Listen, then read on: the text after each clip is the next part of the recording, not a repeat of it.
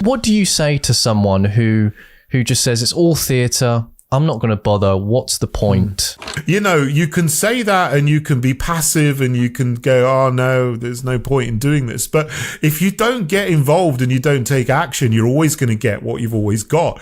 And I would say it's not revolutionary, it's counter-revolutionary. Okay. The revolution has happened. Yeah. The revolution is the long march through the institutions where cultural Marxists have deliberately targeted every institution in the country in order to get people in the top positions.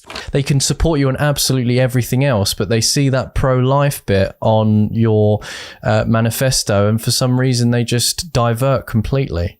Yeah, I've had that a lot of times, and I've had people say to me, oh, look, we like everything, but I don't like that, and you should write that out of your manifesto because that's going to put a lot of people off, or I'm not joining you because of that, or, oh, I didn't know you were pro-life, I'm leaving you now. I've had that a lot, but it's something that we need to take a stand on.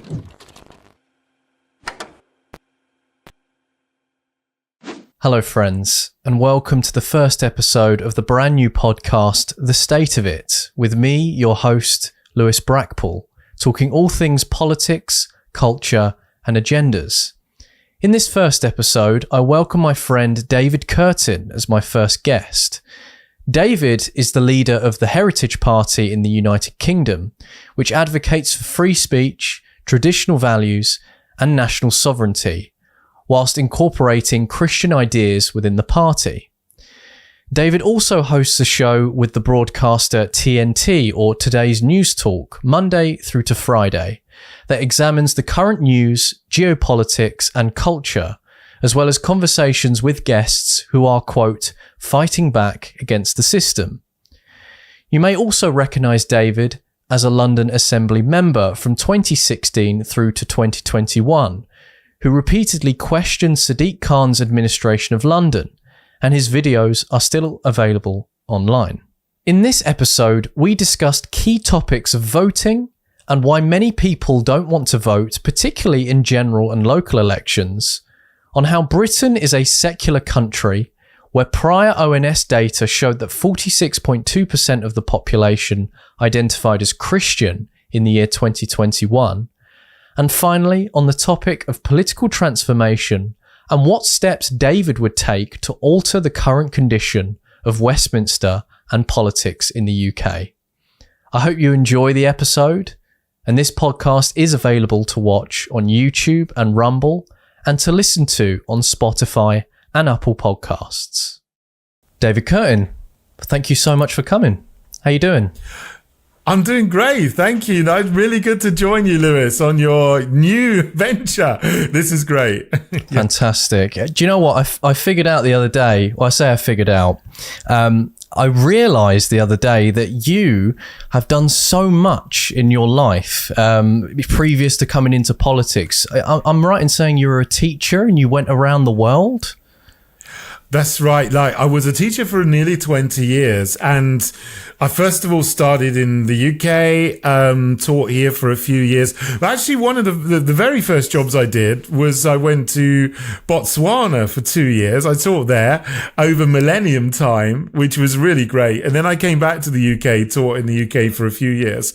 And then I figured, well, I could do that again, and I can use my teaching job to go and travel around the world. So I did that for 6 or 7 years. And I taught in Bosnia, Herzegovina, and the USA and Bermuda.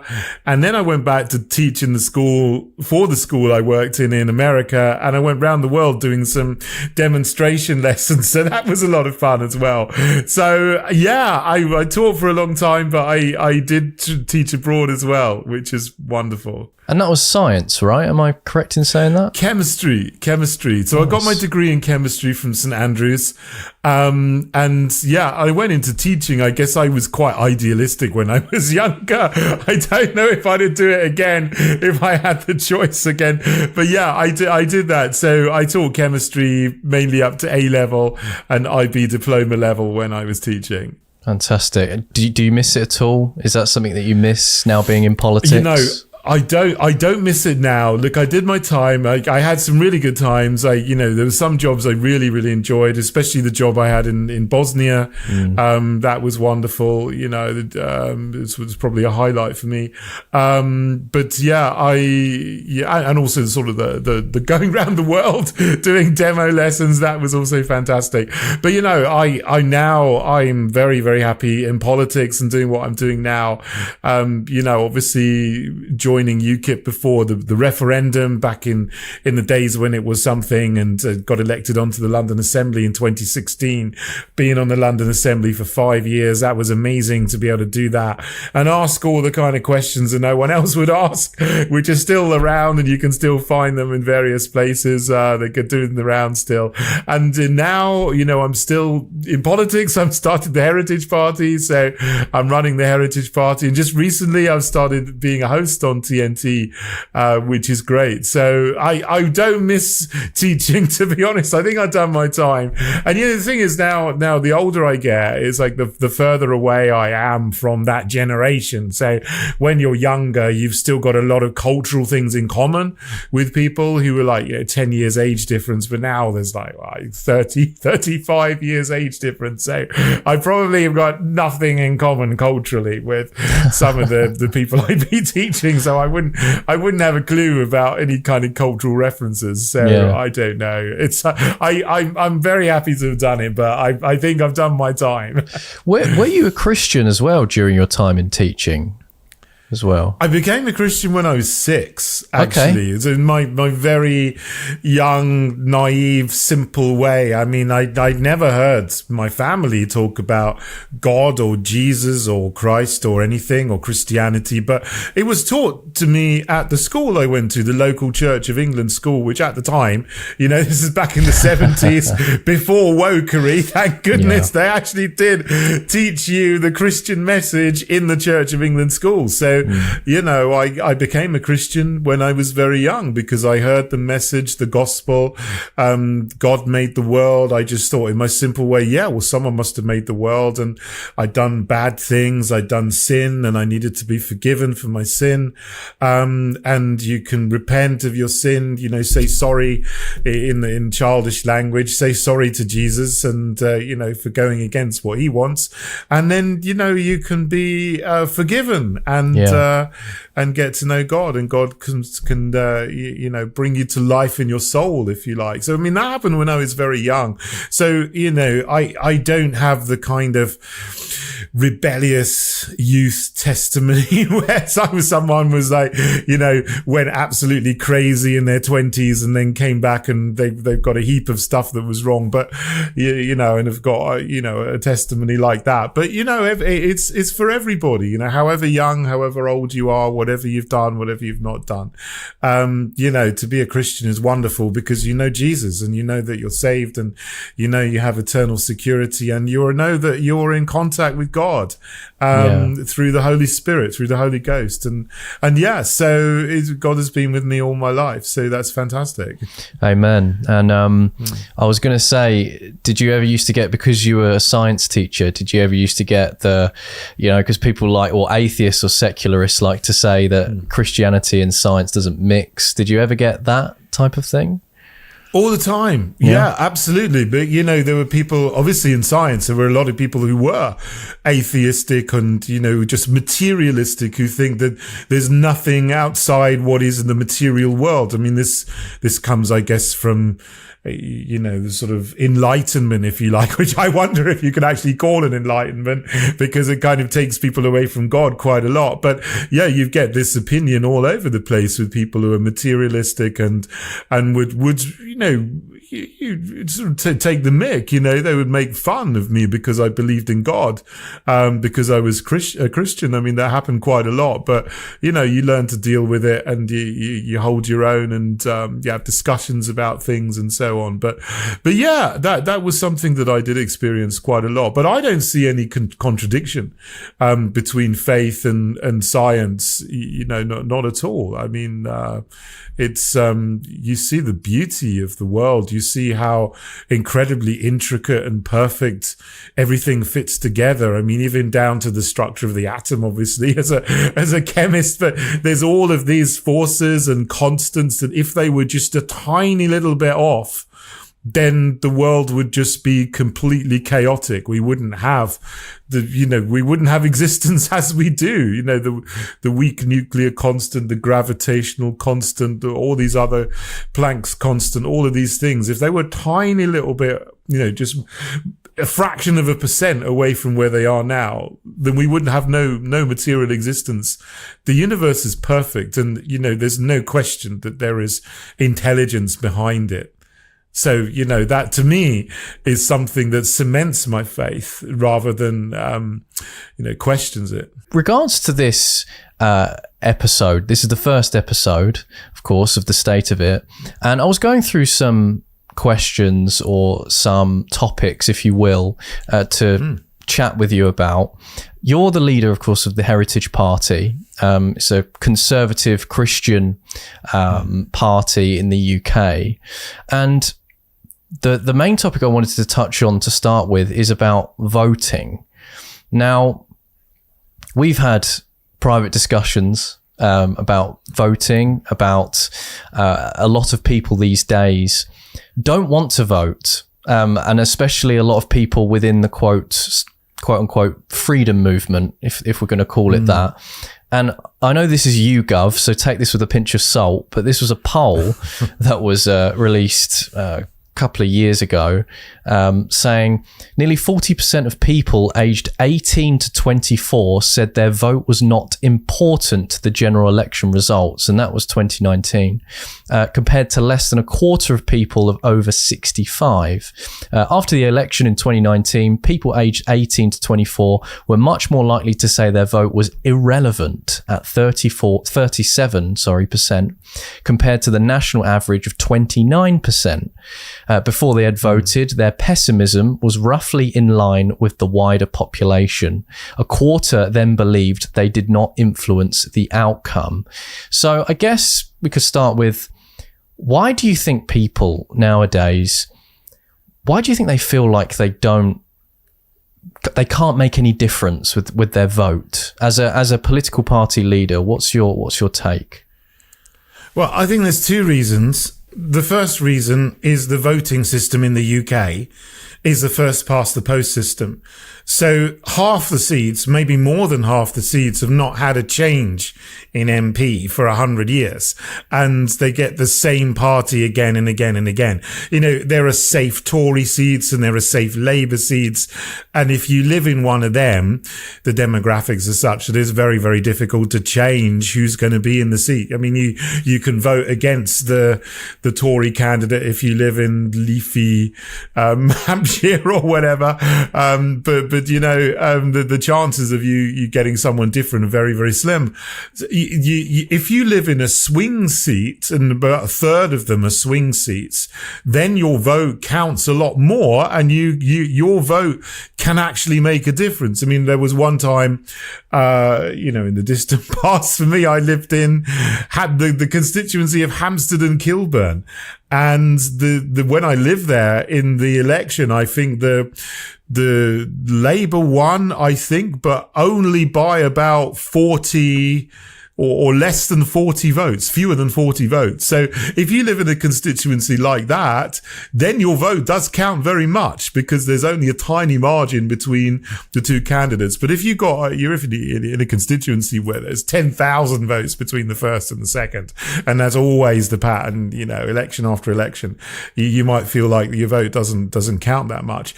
But the other reason also, I would say today, is because the big parties in Westminster, or the four big English parties that get representation on the media, Tory, as fake Conservative as I call them, Labour, Lib Dem, Green, they've all coalesced around the same policies. So you can vote red, blue, green, yellow. You're not going to get much difference. I mean, there are minor differences between them on certain points of interest within a very narrow frame of accepted difference, but they're all woke to some extent or another. They're all pushing the climate agenda and climate alarmism.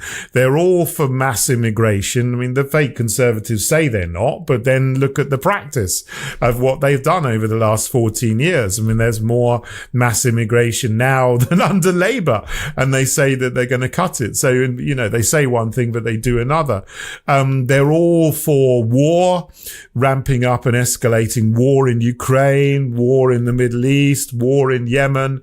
You know, I mean, there may be, you know, a couple of dissenting voices within that, but in general, that's what you're going to get. And so they're all following Agenda 2030, the agendas of the World Economic Forum, the World Health Organization. They all supported lockdowns. They all supported no jab, no job, injections. So, you know, all these terrible things, they've coalesced around the same position.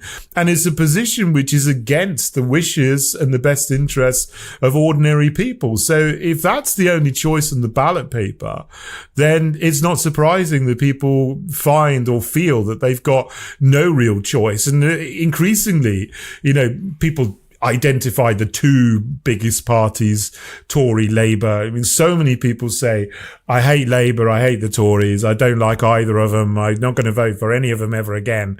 They're two wings of the same bird, or more ruder analogies that I hear about you them, can say it. which I'm you sure can you can think of many. No, I can't, Lewis. I have to be very careful what I say. True. I'm the leader of a political party. I can't go saying rude things, otherwise I'll get told off.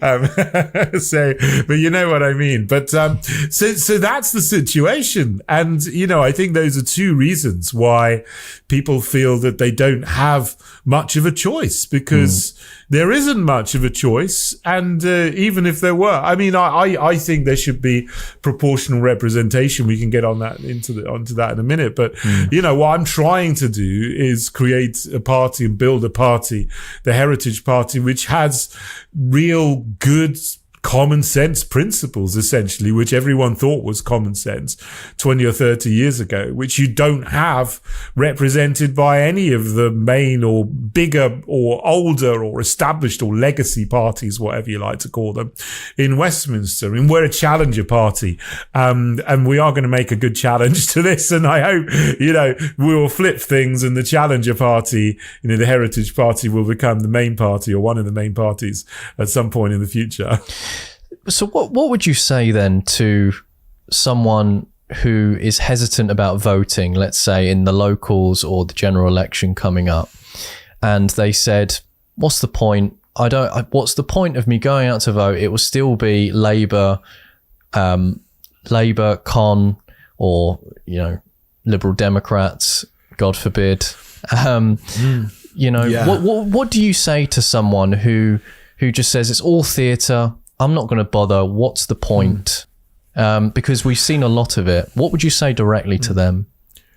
You know, I have an incredible amount of sympathy for that viewpoint. And if you go to vote, and if the only people on the ballot paper are Tory, Labour, Lib Dem, Green, you know, I've had that choice presented to me a couple of times, and I thought, well, what's the point? You know, I've thought that myself, which is why I started a new party, because we got to do something about it. So, you know, you can say that and you can be passive and you can go, oh no, there's no point in doing this. But if you don't get involved and you don't take action, you're always going to get what you've always got. We need a change and we need something different. So now is not the time to be passive about this and just accept the status quo as it is. We got to make a big challenge and get involved and make a difference. So what I would say to anyone who thinks that is, don't be passive. Don't just put up with this. Get involved in politics yourself. Stand yourself. I mean, I stood for the first time in 2015, and it was incredible for the first time being able to go to the ballot, you know, go to the polling station and vote for myself. And I'm like, well, I'm part of this now, you know, and I can do this. Anybody can do this. And I thought beforehand, you know, how on earth do you get into politics? This is the domain of people behind the television screen. I'll never get into that world. I mean, it's closed to me. But, you know, back in the day, as I said, I joined UKIP, and, you know, it's pretty much gone now. I'm started the Heritage Party, obviously. But, you know, there was a way for me to actually get onto the ballot paper. And with the Heritage Party, we're a challenger party. We're still looking for candidates, and we're still accepting candidates to stand in the general election and to stand in the local election. So don't complain, get involved, stand yourself and make the difference, be the change you want to see. And it's possible. I can do it. Anyone can do it. And you know what I'd say about the Heritage Party as well? We have lots of candidates. Most of them have never stood in politics before. We have people who have just come and just got involved over the last year or two, never been in a political party before, and they're standing as candidates. We help people, we train people, and, you know, every single one is glad that they did it at the end of the day. And then I also talk to people who didn't do it for one reason or another, and most of them come and say, I regret that I didn't do it. I wish I'd done it. I wish I'd stood. I wish I'd got my papers on in time. So you can do it and get involved and do it. That's what I'd say. Yeah, I guess the overarching thing is, well, what's the alternative, you know, to either not getting involved or not voting or not doing anything? Like, what is the alternative? And obviously there are people online that would say more drastic measures, and a few others in not the mainstream, but let's say the mainstream alternative media. There's a few that would say, yeah, there's something that we could push towards in terms of something a bit more actionable. But the problem is, I think, the biggest story, and obviously you were part of UKIP, like you mentioned, and the biggest moment that sort of made people think we need a change, we need massive change, was really in terms of voting and the system surrounding voting, first past the post, was the UKIP result in, I believe, 2014. Is that correct? 2015. 2015. The general election in 2015, yeah. Yes, where I think UKIP managed to garner millions of votes, but only managed to seat two MPs? They got one MP, they got 3.8 million votes, and they got one MP, Douglas Carswell in Clacton, who then a year later subsequently left the party as well. So, you know, it didn't work out too well for UKIP in that election, unfortunately, but it should have done. Yeah. And so you mentioned another system, proportional representation. Yeah. Do you think that would be the most effective, or could there something else be, like primaries or something like that could maybe work? I very much favour the proportional representation system, like they have either in the Netherlands or Germany and other countries. France has a sort of a different system with primaries and secondaries. So it's like alternative, a first round and a second round, like the London mayor elections used to be. But I prefer the proportional representation system, which, you know, for aficionados and geeks is called the D'Hondt system. I think that's the best system. And there you have the London Assembly works very much like this, and so does the Welsh Assembly and the Scottish Parliament.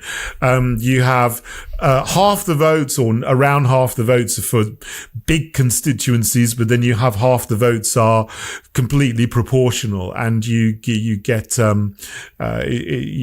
seats, you know, in a proportional basis, according to what you get on the proportional part of the election. That's how I got into the London Assembly. But, you know, if the London Assembly was totally first past the post system, there would be all Tory and Labour, you know, never anything else. But, you know, that actually benefits the Lib Dems. It benefited the Greens. It benefited UKIP back in the day, and a couple of other, you know, smaller parties have also got one or two candidates elected on that system.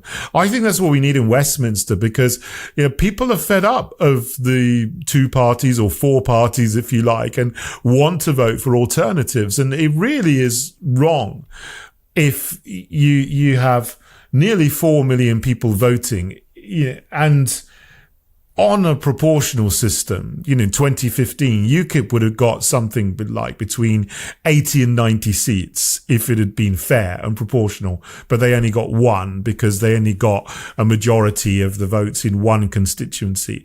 People are so fed up of this. And the thing with the system we have now is that most people vote negatively.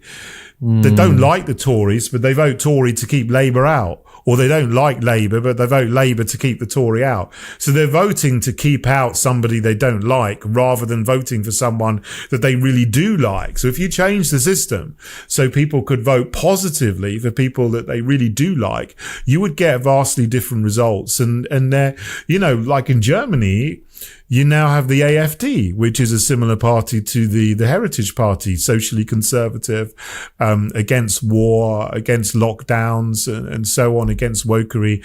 And they're doing very well. And they're making a great inroads, but that's only because they have the proportional representation system in the Bundestag in Germany. And the Netherlands as well is one, they don't even have a constituencies. The whole country counts as one constituency. So that is the most pure proportional system, the system they have in the Netherlands. So, you get 1% of the votes, you get 1% of the seats, for example. I mean, not even Germany goes that far, or London or Wales or Scotland. But, if you did something like that, the Heritage Party would be certain to get 2 or 3 seats, now, even with a few candidates. And as we grow, probably more and more. And we could make a difference. So I certainly support that system. Yeah, I totally understand why you would, and it's a shame because the first past the post system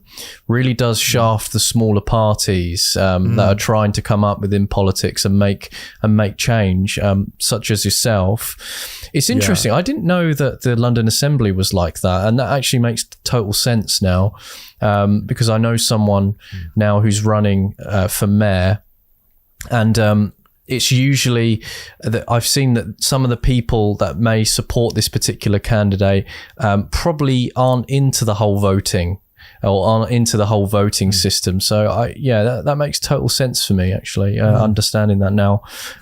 Some people might say that with proportional representation, that because there'd be too many parties and there'd be too many people almost talking over each other, quote unquote, it might slow the process down of acting change. What do you say to someone who might think that? Well, that is one of the risks, actually, because in the last London elections, there were 20 parties stood in the proportional section, or 18 or something like that. And there were, as well as 20 candidates for the mayor, which was unprecedented. So if there is a proportional system, an election, then it does attract more parties to stand. Wales had this problem in the last election for the Senate. You had 8 or 9 different parties going for each seat, and because then they didn't arrange it's harder there because you need 8% to get one candidate elected, rather than in the Netherlands, it was just 1%. But when the threshold is about 8 or 9%, to get a seat on the proportional system, then it makes it harder. And a lot of the parties cancelled each other out.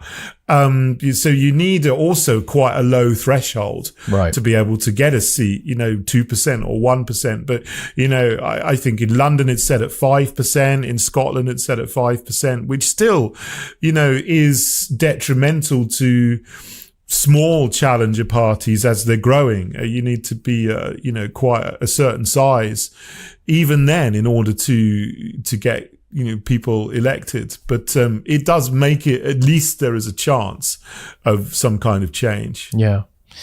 Let's talk about political change. Let's stay on track on political change anyway. What steps do you think that you would take, given the opportunity, to improve the current state of Westminster? Now, we've spoken about Labour, Conservative, Lib Dem. Obviously, we've seen the state of Westminster now, with in terms of policy. There's no distinction anymore between these main parties. That's how I feel anyway. Some people might disagree with that. I personally don't see that. And I think a lot of people may feel the same way. So what steps would you take, given the chance, to try and improve the current state of Westminster? with what you've got, it's a disaster, isn't it? And you've also got the SNP in there. Yes. The SNP are the third biggest party in Westminster because they win on the first past the post system in Scotland and most of the constituencies there. So they only stand in, fewer than 10% of the constituencies, but they end up being the third largest party. It's absolutely crazy. But yeah, I mean, nothing much different to what I've said before. I mean, I think that you need proportional representation to allow challenger parties to come in. You've got to break this monopoly somehow of fake conservative Labour have got a monopoly, and people are leaving them. I mean, we've had a number of by-elections in this parliament since 2019. We had two quite recently, and they're very interesting because what's happened is the Tory vote, fake conservative vote, has collapsed. They've lost 20 to 25,000 votes in the two most recent by-elections, and then Labour's won the seat. But Labour hasn't increased their vote. I mean, the number of votes they got was either equal or down.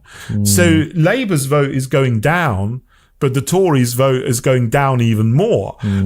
So people are just not happy with either. And we might get the situation in the next election where Labour wins by default. And, one of the best things for the long term, not the short term, because it will be disastrous, but in the long term, one of the best things that might happen is that we get some kind of hung parliament between Labour and the Lib Dems, because the Lib Dems want proportional representation, and they may say to Labour, look, the price of us going into a government with you or giving you a supply and demand, what do they call it? To demand a confidence and supply arrangement. That's what it is. The price of that is that you implement proportional representation, which may force them to do that. Now, I don't want Labour and the Lib Dems because it will be a horrible 4 or 5 years. But I mean, it's not going to be too much worse than what we've had with the Tories because, honestly, they're nearly as bad. But that may, for the long term, bring in proportional representation. Then we can actually get a change, and then challenger parties like the Heritage Party can actually get a foothold in Parliament and really start to make a change. So that would be important. But I would also stress as well, don't overlook local government as well as national government, because it is government, and the local councils in your local area have governmental authority over many areas of your life in your local area. But this is something that is hidden from most people. It is so important. When I was a London Assembly member, I used to get people writing to me asking for help with their benefits, with their housing, with street lights and potholes and things. It's like, well, this is not my remit. I can't do anything about this on the London Assembly. All I can do is direct you to your local council and your local councillors in whatever area you live in, because it's the local councils and the local councillors that have jurisdiction over those local things that really are of great importance to many people, for their local areas, for their life, their everyday life. So don't overlook the importance of that as well. And especially now with the whole devolution and levelling up agenda, more power or more money is passing from Westminster into local areas. So it's also essential that we engage in local elections too. But you know what? They're actually much easier to engage with. They're free to enter rather than needing a £500 deposit to enter Westminster elections. And usually there are fewer candidates anyway. So even on a first past the post system, it's easier for challenger parties or independents to get elected on a local level, because you've also got smaller constituencies, and you can knock on more doors and you can get more of a personal interaction with the people who are going to vote for you in your ward or your division. So that's also a very important aspect of politics, which often gets overlooked, and I think people should also think about engaging with. I think to expand on it as well, and going to Westminster in general, I've always always talked of an activist class that's within the Westminster bubble, that's within the civil service, because I have suspicions or reasons to believe that it's the civil service, the Bank of England, these types of institutions that really do actually push forward policies, that really do have the vice grip within politics. And I was going to expand on the idea of basically doing a Trump, essentially trying to drain the swamp, quote unquote, within that, and just overhaul the institutions. It's almost revolutionary in that sense, not in a communist sense, obviously, but in like just in the broader term, because the idea of that does seem radical on the outside looking in, but I find that it's kind of the only way to move forward, to have a fairer system. I mean, what do you think? Oh, it's absolutely necessary. And I would say it's not revolutionary, it's counter-revolutionary. Okay. The revolution has happened. Yeah. The revolution is the long march through the institutions, where cultural Marxists have deliberately targeted every institution in the country in order to get people in the top positions. They get their own people who adhere to the agenda, many of them trained by Common Purpose, which does the diversity, inclusion and equality training and environment, social and governance training, and turns people into drones essentially to churn out the agenda and tick these boxes and actually not think with their own brains and heads about what actually needs to be done. These people are everywhere, and you get the people who are high up in the system are those who are the best drones, or people who are actually very clever ideologues, who want to control the system and who want to undermine democracy, if you like, in this country. So the civil service was set up, I think, in the early 19th century, and the remit of it was to be politically neutral. So they were supposed to do what the government of the day said. No question. The government made the laws, the policies, the people voted for the government. So, you get some of what you want by voting for particular people and particular parties. Then the civil service then implements what the government wants. But these days they don't, and they stand in the way and they block what the government says. I mean, you've got this with immigration, and you get some people like Suella Braverman making some noises about stopping immigration, but you do get people in the civil service, I think, who do stand in the way of that, and they say, well, we're not going to do that. We're not going to send people to Rwanda, or we're not going to deport people, or we're not going to send a team out here to do this or a team out there to do that.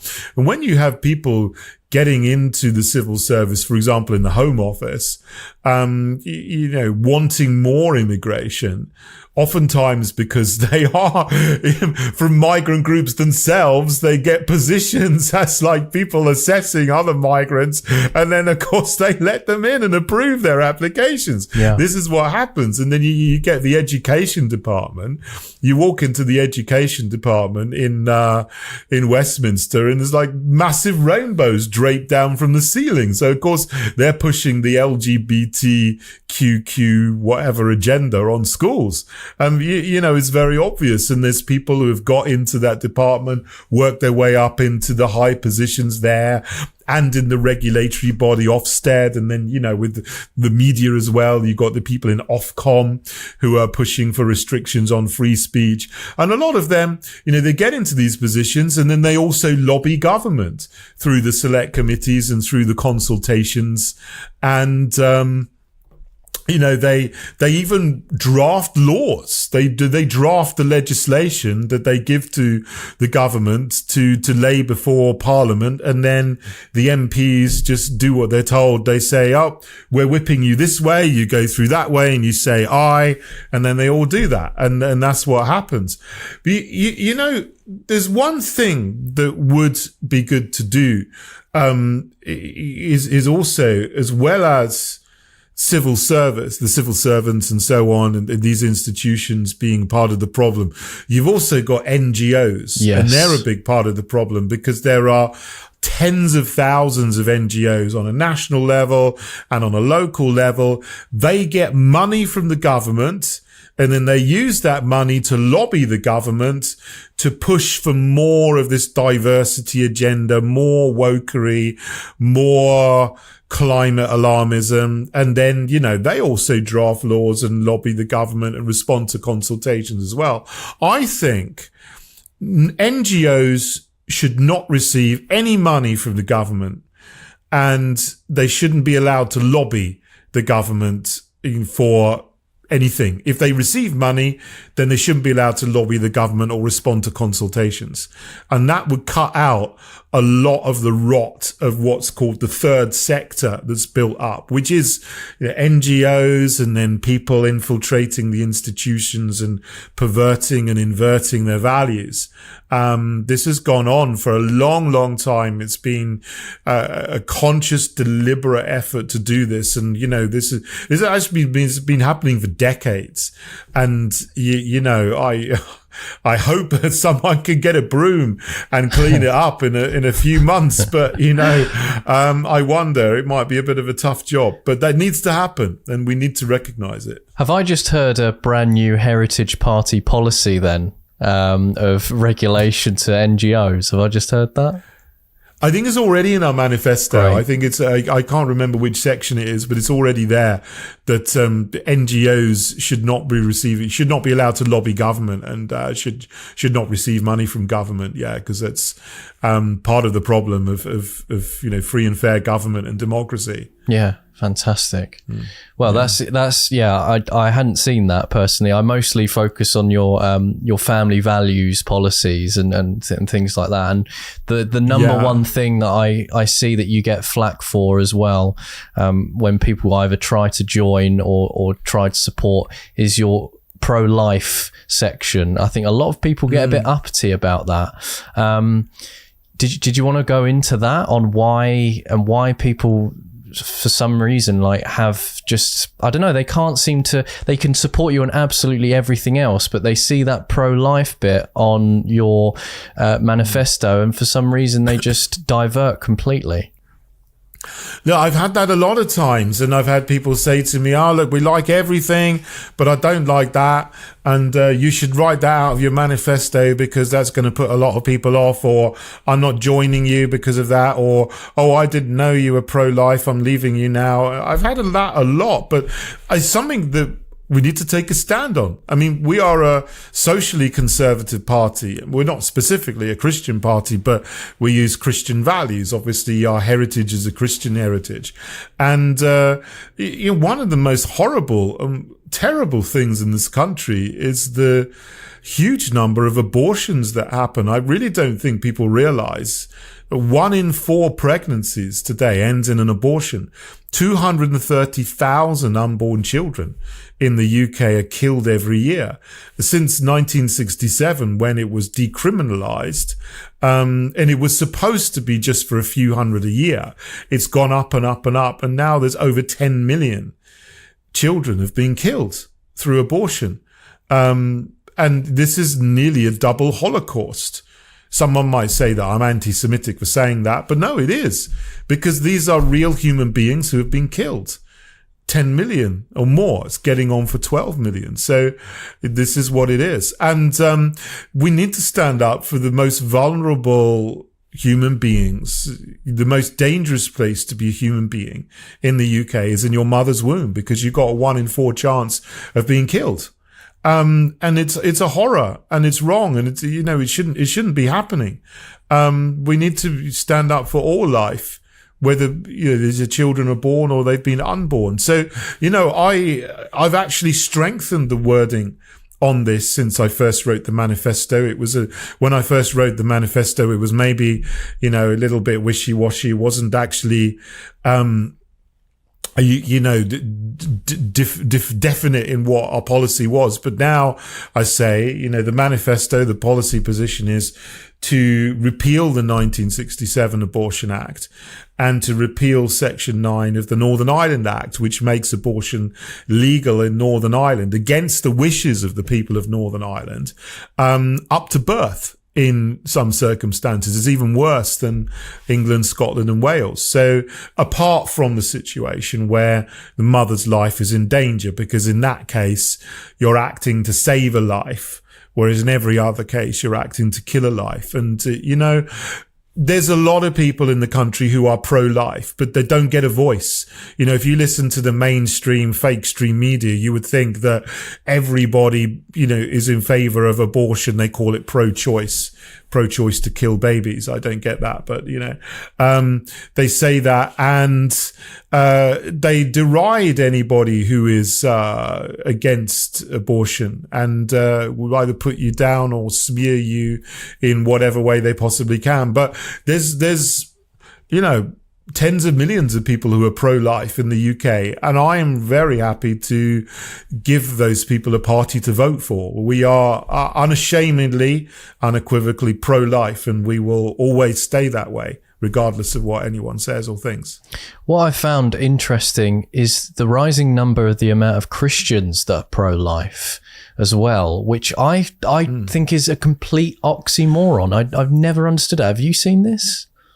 What, who are pro-life or who are not pro-life? Who are pro-choice. Apologies. So lots of Christians that are, the rising number as well is, Christians becoming pro-choice. I don't know. Have you seen that at all? Well, the church has been infiltrated by cultural Marxists. I mean, particularly the institutional church, the Church of England.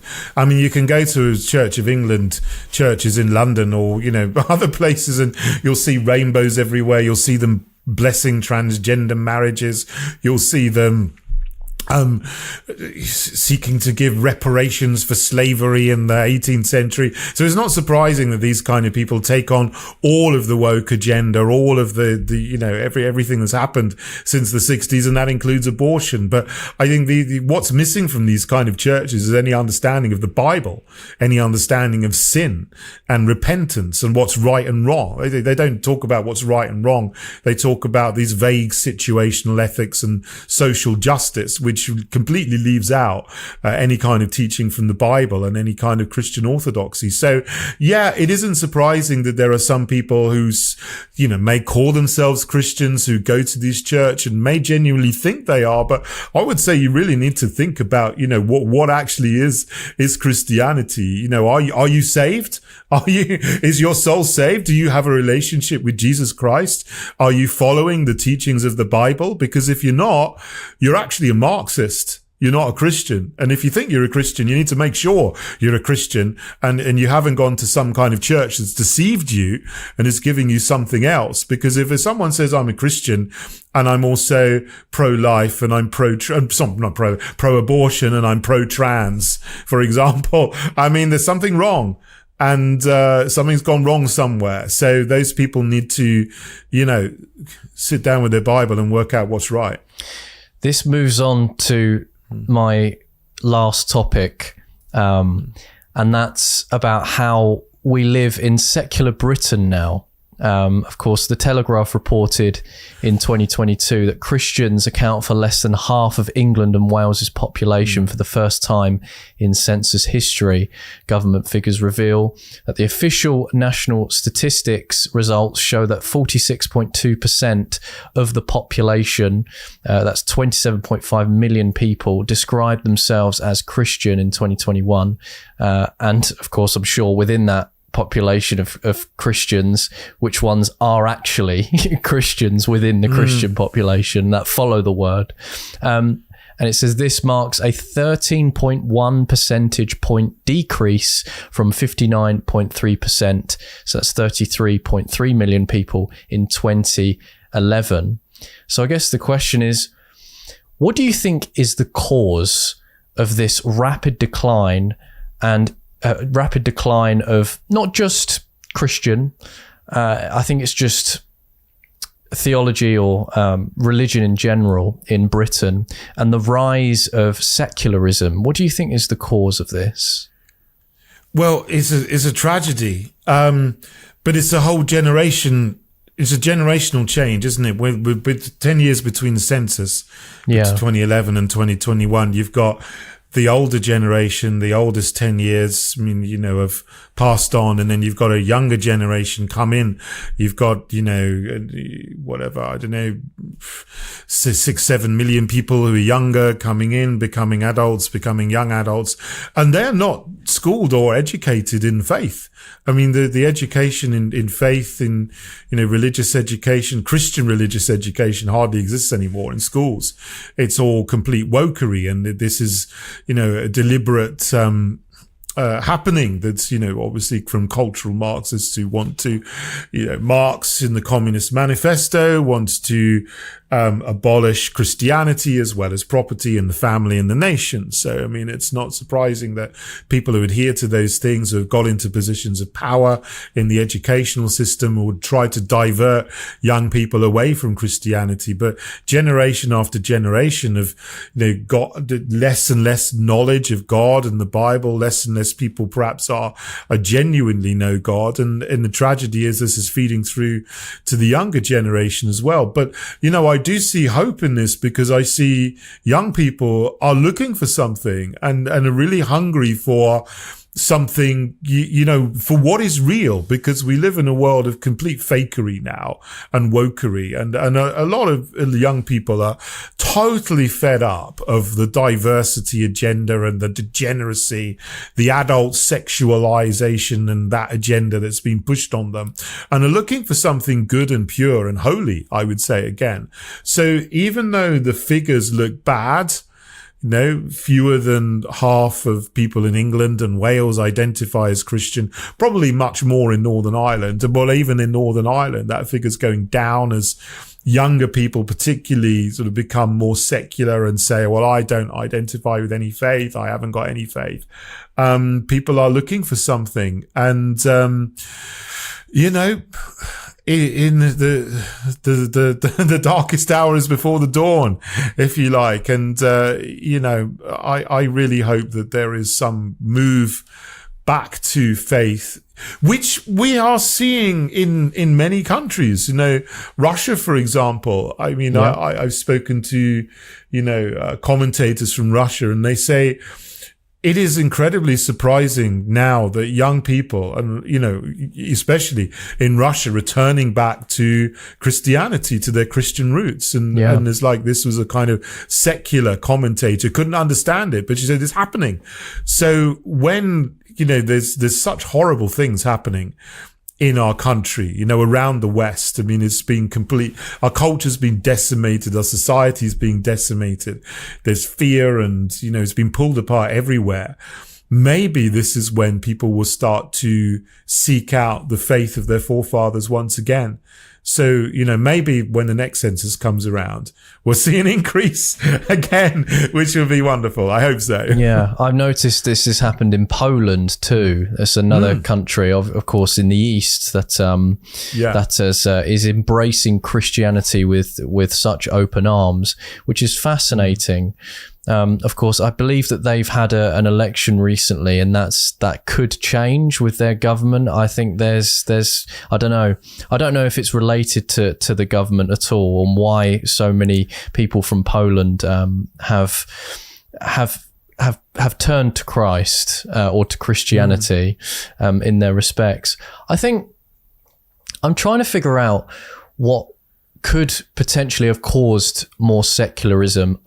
You could point the finger at so many things. You could point the finger at mass immigration. You could put the finger at the rise of AI and social media, and people are looking at materials and entertainment as opposed to what happens after. People are very busy and distracted, but from, you know, lots of different types of bread and circuses. So it's strange to see the figure of secularism go up and Christianity go down. To me, as sad as it is, it's quite unsurprising in my view. What do you think? Yeah, I would agree totally. There's so many different things that distract you and take you away, and materialism is one thing. The sort of intellectual belief in science is that in the past, before the Enlightenment, which, as I said before, is probably not enlightening anybody, there was a general acceptance in the spiritual, but that's been totally destroyed, really. We just have a completely different paradigm that the world, the universe is based on science, which, and that's good. It has its place.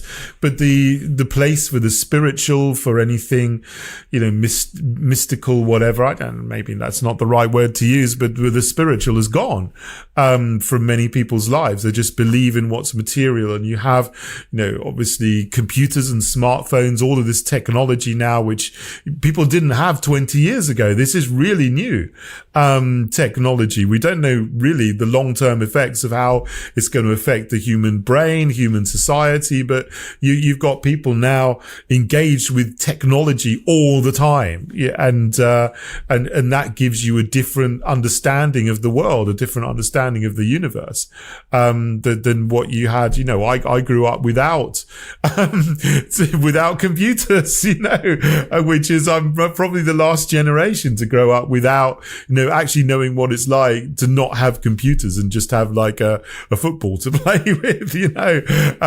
People now have got no idea what that's like, what that feels like. Life is completely different. So it perhaps isn't surprising that people are becoming more secular, if you like, and also with immigration as well. There's all kinds of different religions and faiths. So someone could see, well, there's Christianity down the road, there's Muslims, and then there's Hindus, and then there's Sikhs. And then that can be confusing to some people, thinking, well, there's all these different people that believe different things, so I'm just not going to believe anything because I can't make up my mind. But, but some people may have that view as well. But, so there's many different things. But, the question is how secularism is a dead end. It's not going to give you any joy or any hope. It has got its own value system, but there's no God in secularism. There's no higher purpose. You're just you existing, by you're accident. random, you're a random product of evolution, and you've got no hope, no connection to anything beyond your own body, so I think that's going to be very, very disappointing, as people, it doesn't satisfy. It's very, very unsatisfying, to the human soul, if you like. So I think that when people get beyond that and start thinking about that, secularism won't ever satisfy anybody completely, and will leave a hole in your soul and in your being, and people will need to look beyond that.